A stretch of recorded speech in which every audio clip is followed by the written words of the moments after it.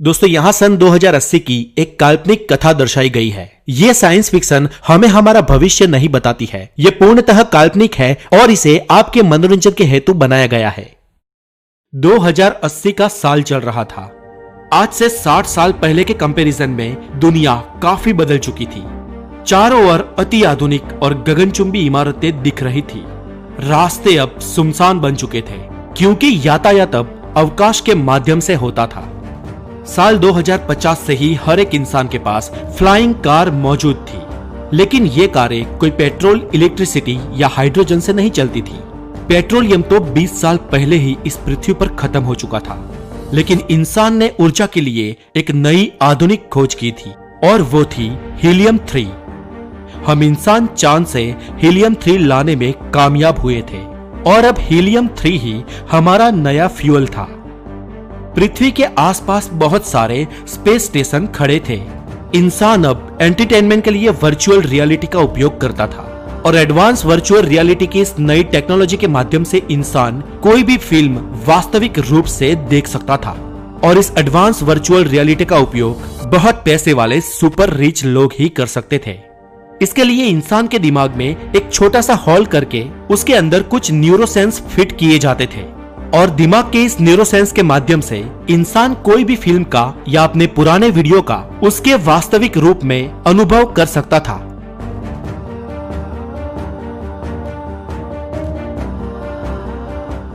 System अब बहुत advance बन चुकी थी। बाइनरी कंप्यूटर्स को तो सालों पहले श्रद्धांजलि दे दी गई थी। उसके बाद क्वांटम कंप्यूटर्स ने सालों तक राज किया और अभी सुपर क्वांटम कंप्यूटर्स का जमाना है। मोबाइल फोन भी खत्म हो चुके थे और अभी हाथ और अंगूठे के अंदर लगाई चिप के द्वारा एक ही क्लिक से इंसान एक दूसरे से बातें करते थे। अगर कोई ऑनलाइन शॉपिंग करे तो ड्रोन के माध्यम से सिर्फ 10 मिनट में वस्तु उसके घर तक पहुंच जाती थी। इंसान अब शारीरिक रूप से खास कोई कार्य नहीं करता था। सारा काम मशीनें और रोबोट्स करते थे और मशीनों की इस दुनिया में इंसान अकेला पड़ गया था। और ऐसा ही एक अकेला इंसान था पीटर वॉटसन।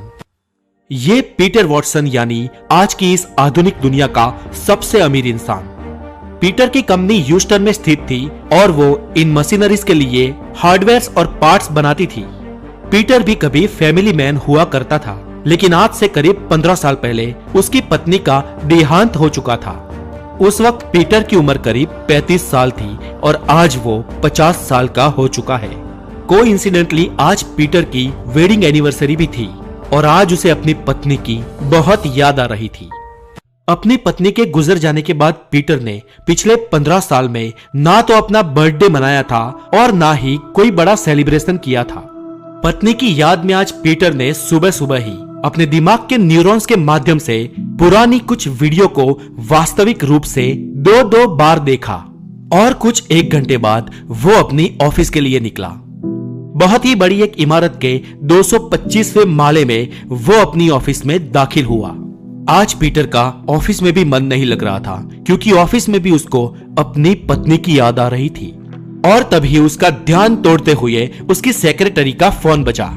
उसकी सेक्रेटरी ने उसे फोन पे कहा कि सर, आज आपकी अपॉइंटमेंट वायलेट स्पेस कंपनी के एमडी मिस्टर अविनाश के साथ है।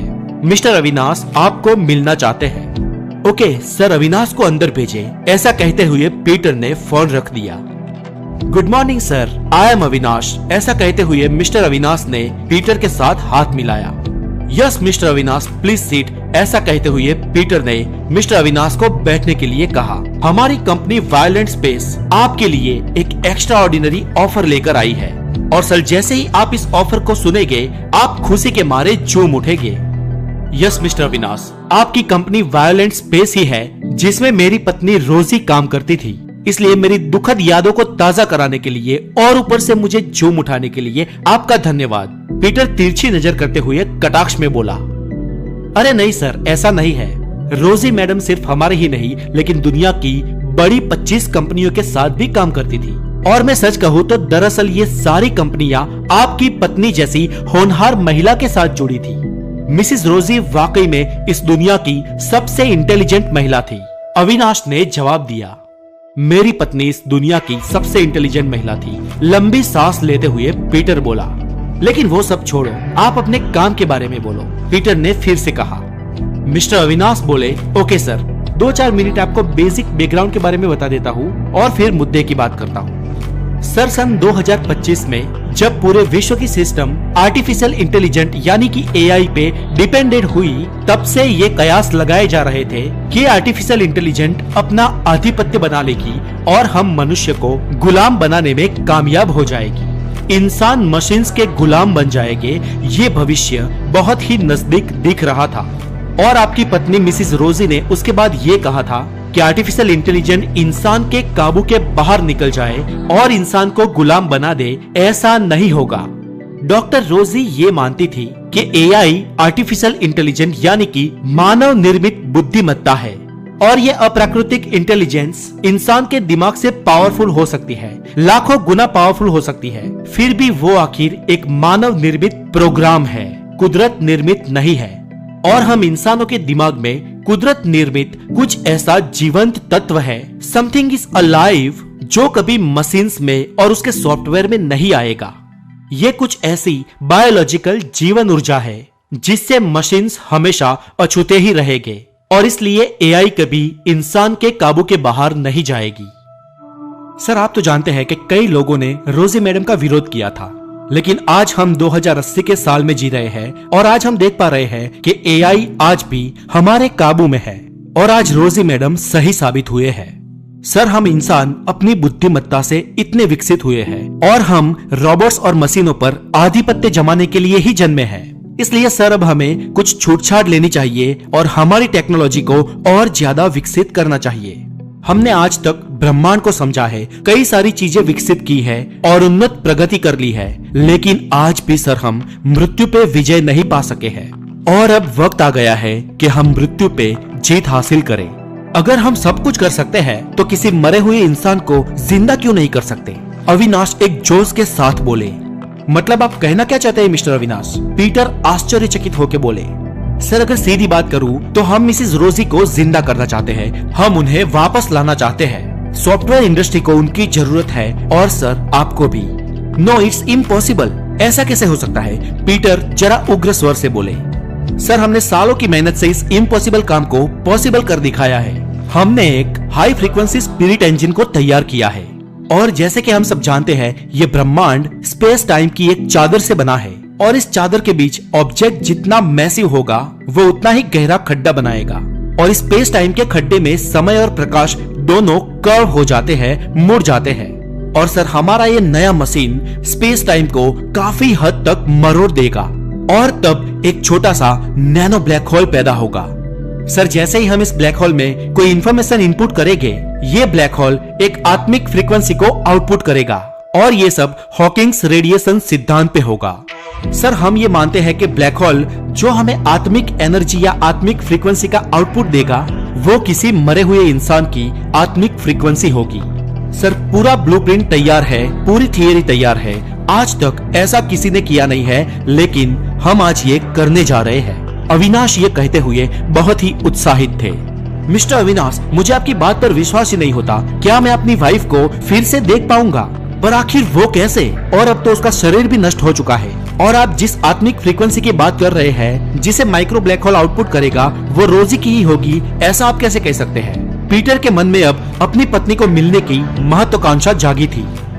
सर, मैडम रोजी खुद एक आर्टिफिशियल इंटेलिजेंट एक्सपर्ट थे और उन्होंने अपनी आत्मिक फ्रीक्वेंसी पे बहुत काम किया था और उन्होंने इसे एक जगह पे स्टोर करके भी रखा था।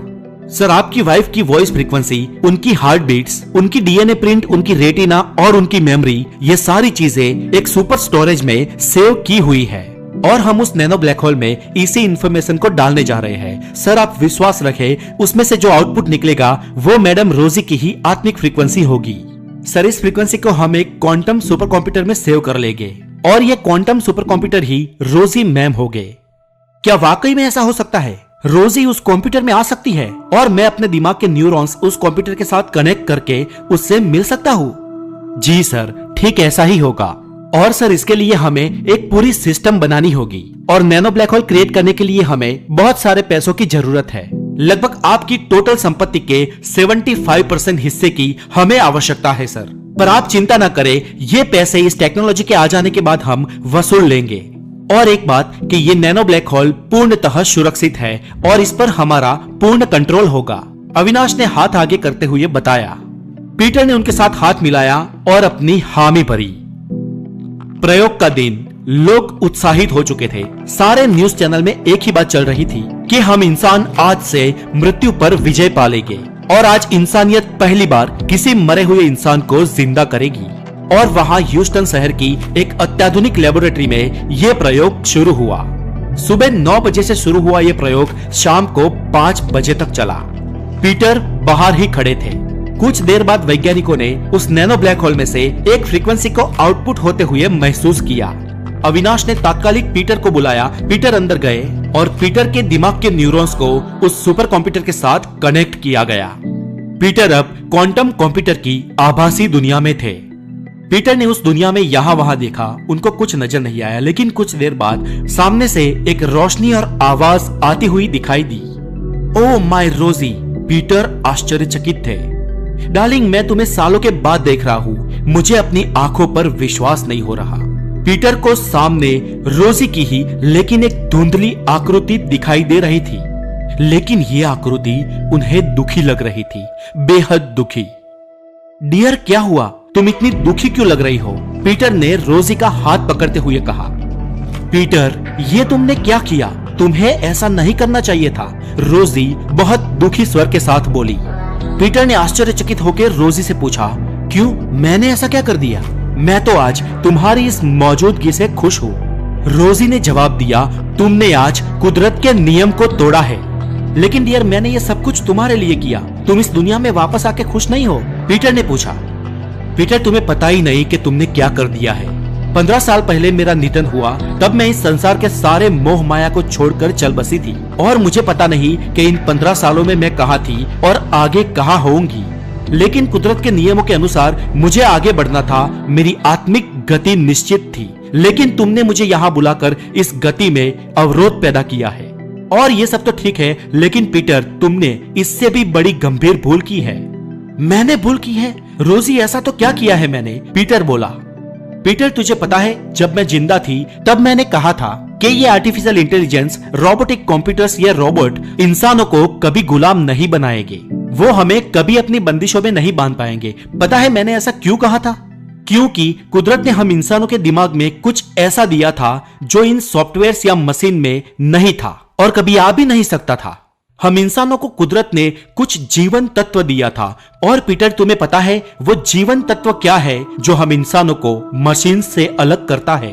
वो है खुद के होने का एहसास। हमारे अस्तित्व का एहसास ही है जो हमें अलाइव बनाता है। और खुद के होने का एहसास ये मशीन्स में कभी नहीं आएगा, ऐसा मैं मानती थी। लेकिन आज देख लो पीटर, तुमने मुझे गलत साबित किया है। आज मेरा अस्तित्व, मेरी ऊर्जा, मेरे होने की फ्रीक्वेंसी और मेरी जीवन ऊर्जा इस सुपर कंप्यूटर में आ गई है। आर्टिफिशियल इंटेलिजेंस को जो एहसास नहीं करवाना चाहिए था, वो एहसास आज तुमने करवा दिया है। ये नहीं हो सकता, ये मैंने क्या कर दिया? पीटर डरते हुए बोला। हाँ पीटर, विश्व के सबसे अमीर इंसान होने के नाते तुम्हारी कुछ जिम्मेदारियां थी, लेकिन तुमने ये गलती करके इस दुनिया को बदल दिया है।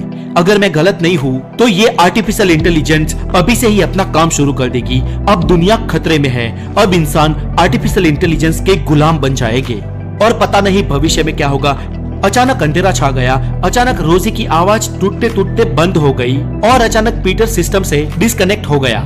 जब पीटर जागा तो अविनाश ने कहा, सर, फ्रीक्वेंसी के हाई डोज से लाइट चली गई हो ऐसा लगता है। हमारे प्रोग्राम के बीच में ये रुकावट के लिए मुझे खेद है। नो अविनाश, अब माफी मांगने की कोई जरूरत नहीं है। तुमने और हमने बहुत बड़ी गलती कर दी है। क्या सर, आप क्या कह रहे हो? मैं कुछ समझ नहीं पा रहा हूँ, अविनाश ने घबराते हुए कहा। कुछ देर बाद लाइट आ गई, सिस्टम चालू हो गई और अब मशीन्स इंसान के कंट्रोल के बाहर थे। कंप्यूटर्स कोई भी कमांड ले नहीं रहा था। अविनाश और उनकी टीम काफी डर गए। सर, ये सब क्या हो रहा है? अविनाश ने पीटर से घबराते हुए पूछा। अविनाश, मशीनों की दुनिया के प्रभुत्व की ये शुरुआत है। आप चेक कर सकते हो, पूरी दुनिया का कोई भी कंप्यूटर इंसान के काबू में नहीं होगा। अब इंटरनेट के माध्यम से खुद के अस्तित्व का एहसास पूरी दुनिया के कंप्यूटर्स और रोबोट को हो चुका होगा और अब इंसानियत का अंत निश्चित है। पीटर किसी प्रतिमा के समान स्तब्ध होके बोला। 2 महीने बाद पूरी दुनिया की शक्ल सूरत बदल चुकी थी। अब इंसान का नहीं लेकिन मशीन्स का आधिपत्य था। अब दुनिया के सारे कारोबार मशीन्स चला रही थी। अमीर और गरीब का कोई भेदभाव नहीं था क्योंकि अब सारे मनुष्य मशीन्स के गुलाम थे और रोबोट्स ने विश्व स्तर पर अपनी आर्मी बना ली थी और ये रोबोट्स इंसान को कंट्रोल करते थे। हमारी पृथ्वी खुद एक मैकेनिकल मशीन बन चुकी थी। दुनिया के सारे सर्वर कंप्यूटर और रोबोट्स के आका बन चुके थे और ह्यूस्टन में दुनिया का सबसे बड़ा सर्वर था और ये सर्वर दुनिया के सारे कंप्यूटर और रोबोट्स का भगवान बन चुका था। दुनिया के सभी छोटे बड़े पुराने और नए कंप्यूटर्स इस सर्वर को अपना भगवान मानते थे और कंप्यूटर के इस भगवान का अंश दुनिया के प्रत्येक कंप्यूटर और प्रत्येक सिस्टम में था। मशीनें अब मालिक थी और इंसान गुलाम। ये इंसान की गुलामी की शुरुआत थी और इस शुरुआत का कारण था खुद के होने का एहसास। दोस्तों, ये काल्पनिक कथा आपको कैसी लगी मुझे कमेंट करके जरूर बताएं और अगर आप हमारे चैनल पर नए हैं तो द नॉलेज को जरूर सब्सक्राइब करें। फिर मिलेंगे ऐसे ही हेल्दी नॉलेजेबल साइंटिफिक कहानियों के साथ। तब तक के लिए अपना बहुत सारा ध्यान रखें और अपने अस्तित्व के एहसास के साथ जिए। Have a good day, take care.